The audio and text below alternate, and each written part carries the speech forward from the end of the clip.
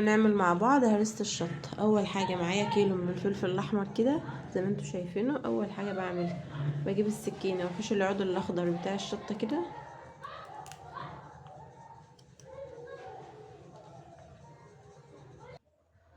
وهنا الفلفل بتاعي خلصت ونحشت منه القمع الاخضر. معايا هنا حله على النار فيها ميه سخنه، هنزل عليها بربع كوبايه من الخل عشان الحله بتاعتي ما تسودش. وبعدين ابدا انزل بقى بالفلفل في قلب الميه.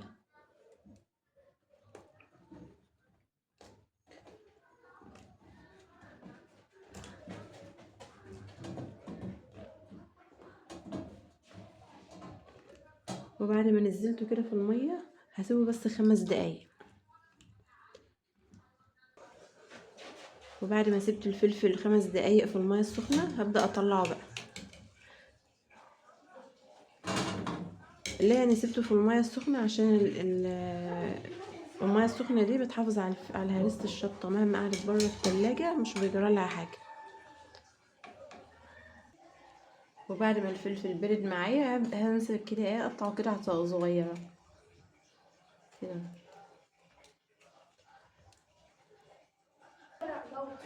بعد ما قطعت الفلفل قطع صغيره كده تضربها بقى في الكبه. عندك كبه او خلاط عادي الاتنين يمشوا. هنزل بقى كده في الكبه. دي فلفل حار يا جماعه مش فلفل عادي، ريحته صعبه قوي.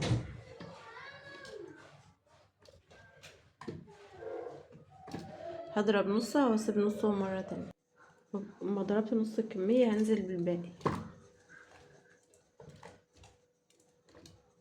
وبعدين انزل عليهم براس من التوم وكوبايه من سلق الفلفل عشان يساعدنا في الضرب.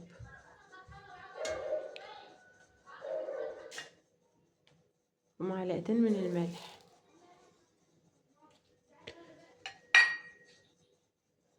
ومعايا هنا معلقه بابريكا، معلقه كمون، معلقه كزبره. وبعدين عليهم عصره ليمونه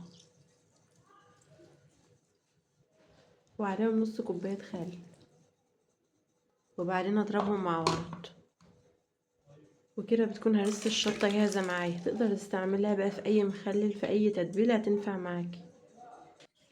ولو عندك فلفل اخضر ممكن تعمليه بنفس الطريقة. وعليه برضو راس توم. وكده بيكون الفلفل الاخضر جاهز معايا. احط على وشه بقى شوية زيت.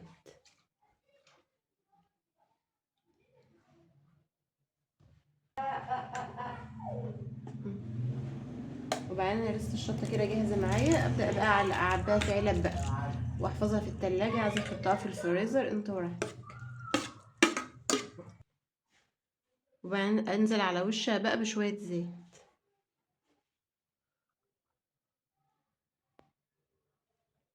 هرسة الشطة دي مبقدرش استغنى عنها في كل الاكلات، بتخلي الاكل في حتة تانية. ودي الفلفل الاخضر ودي الفلفل الاحمر اللي انا عملته معاه.